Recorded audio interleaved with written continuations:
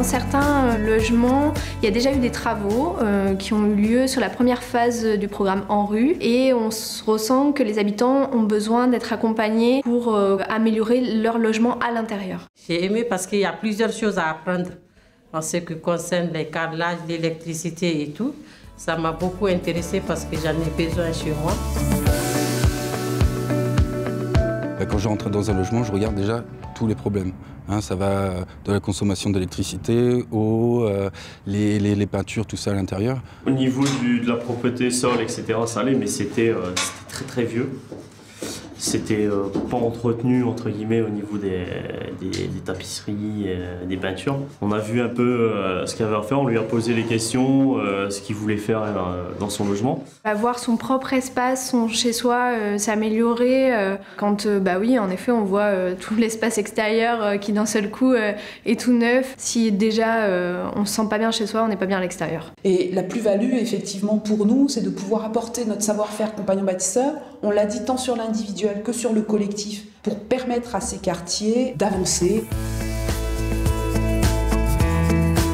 C'est parfois compliqué pour les habitants de comprendre où est son domaine de responsabilité, où s'arrête celui de son bailleur, de maîtriser ses droits tout simplement, et ses devoirs aussi surtout. C'est un aspect qui est important quand on fait la visite des logements avec les compagnons bâtisseurs. Les habitants parfois vont nous dire là j'ai de l'humidité sous les fenêtres. Mon rôle c'est d'expliquer que ça relève de notre responsabilité en tant que bailleur. Et que par contre, effectivement, ce qui relève normalement de l'entretien par le locataire, ça va être les tapisseries, ça va être la peinture. Oui, on les aide sur plusieurs plans. Par exemple, la consommation d'électricité, choisir les bonnes ampoules.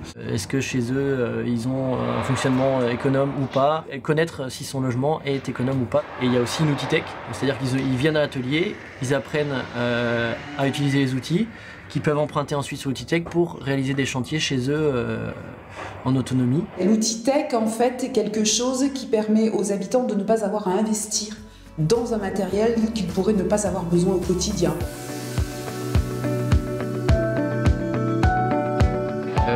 Une réaction globale, c'est souvent les gens sont surpris d'avoir réussi à faire des choses. Le changement est réel, le décrire, c'est pas évident. Non, c'est plus agréable, je vous le dis. Avant, des fois, je rentrais que pour dormir. Le lendemain, j'allais travailler, je faisais même plus attention à rien du tout, quoi. Pourtant, je travaillais dans le nettoyage.